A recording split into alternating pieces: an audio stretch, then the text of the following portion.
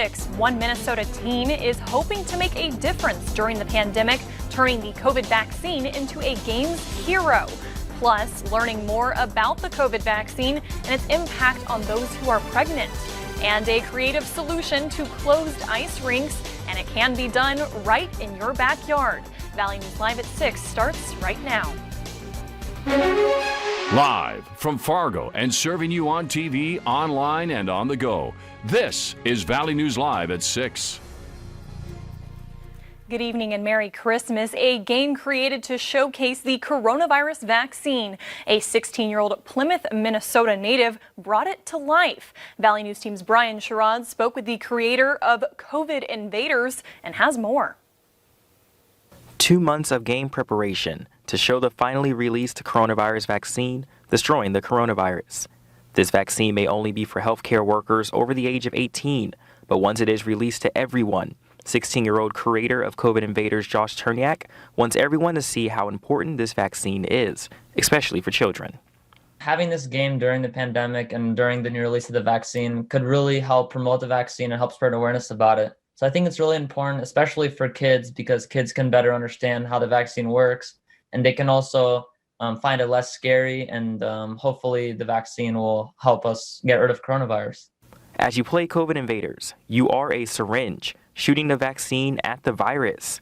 Hitting the virus destroys it completely. There is one level to complete, so you have to destroy as much of the virus as you can.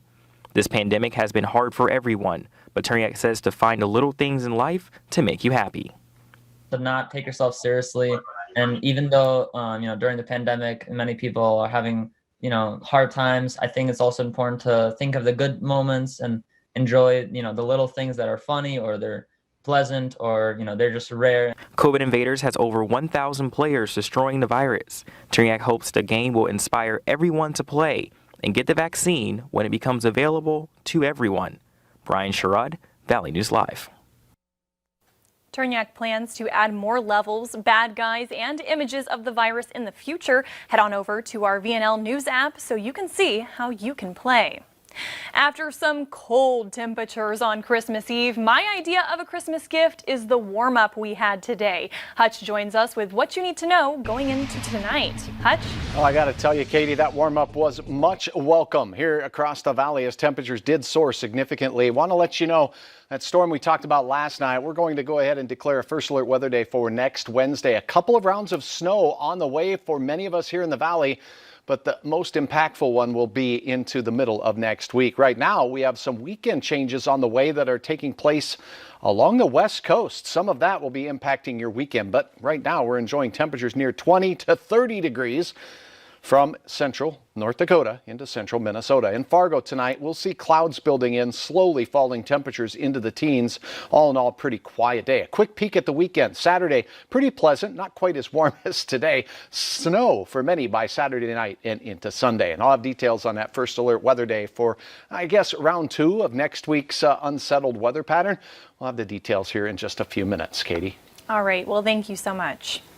Fargo Police Department say the missing vulnerable adult they were searching for has been found. 35-year-old Diamond Lee Wells was found walking in North Moorhead. Wells was treated after having signs of frostbite. Otherwise, he appears to be safe and sound. If you are searching for the latest COVID-19 update, both North Dakota and Minnesota's health departments will not be putting out COVID-19 case numbers for today due to the holiday, but everything will be updated as usual for tomorrow. The coronavirus vaccine rollout has left people with a lot of questions before they will be on board with getting it. Many are asking why they would need to get 2 doses of the vaccine instead of 1.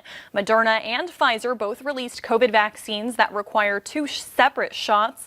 According to the CDC and FDA, with the Pfizer vaccine, you can get the second round of the dose 3 weeks after the first shot.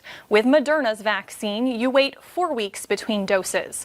First District Health Unit's nursing coordinator helps explain why the need for 2 shots.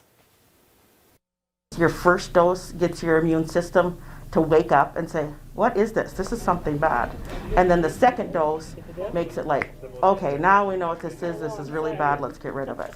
Just to get your immune system to be working and totally aware of, don't let this virus in. Health officials do recommend getting the same vaccine for both doses. The COVID vaccine should not be withheld from pregnant women. That's according to health leaders, including the Society for Maternal Fetal Medicine and the American Society for Reproductive Medicine. Doctors say the messenger RNA in the Pfizer vaccine is quickly degraded after the immunization, meaning there shouldn't be enough to cross the placenta or into breast milk and harm the baby. Doctors say getting the vaccine while pregnant could potentially pass some immunity onto the baby. However, we won't know until there is more data available. The best method is just to weigh your risks and benefits and talk with your trusted provider to try to help guide you in making that decision. She says the COVID vaccine shouldn't cause any fertility issues. She says reactions in pregnant women are mostly unknown, but are believed to be the same for those who are not pregnant. International college student enrollment dropped by 16% from fall 2019 to fall 2020. That's according to the Institute of International Education. For first-year international students, that drop was 43%. However, the University of North Dakota saw the opposite effect. Their international student enrollment increased by 2.5% over the same time period. Administrators credit the already robust online presence to keep and attract students. I have to say we were really nicely positioned because we do so much online, but it was still a step for us, right? It was a huge growth, but it really helped having sort of the expertise that we had. In recent years, UND and other North Dakota universities expand their offerings of open educational resources, which gives students free access to a plethora of online educational resources. Indoor ice rinks have been temporarily shut down in Minnesota after the governor banned youth sports to try and stop the spread of the coronavirus. In response, some people are building outdoor rinks in their own backyards. John Lariston shows us how it's done. If you build it, they will come. That phrase is from a baseball movie, but this year it applies to a winter pastime.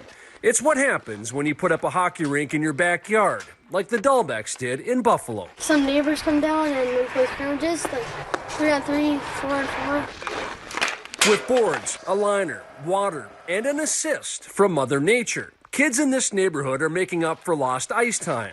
When the arenas do open again, they hope to be a step ahead. You could build one for anywhere from $250 to $700. It's fun.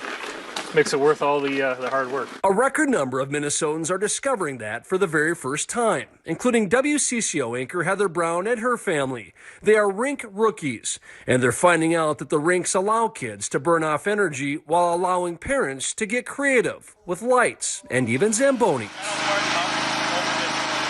This backyard rink in Maple Grove is one of the largest ones around. In fact, there's talk of having men's hockey league games here when restrictions are lifted. That's Bryce Ferguson's goal, anyway. I think it's about 115 by 60 are the full dimensions of the rink, so it's perfect sheet for 3-on-3, and these kids could skate all day on it. During distance learning, it's been an outlet for his kids. Sometimes our friends come over and we get to skate with them, and then it gets funner. The Fergusons inherited this rink from the previous homeowner, who even put LED lights in the ice. A chance to highlight what's great about Minnesota winters. Absolutely worth it, every penny. I loved it so much that it was important for me to pass it on to the next generation. Governor Tim Walz's latest executive order allows youth sports teams to practice again starting January 4th, but does not allow games to be played. Later on Valley News Live at 6, tragedy in Nashville, an explosion rocking the city, and officials are saying it's no accident. Temperatures today warmed to 20 to 35 degrees across the region as we enjoyed highs in the 40s in the James River Valley. Today was 21 in Padette.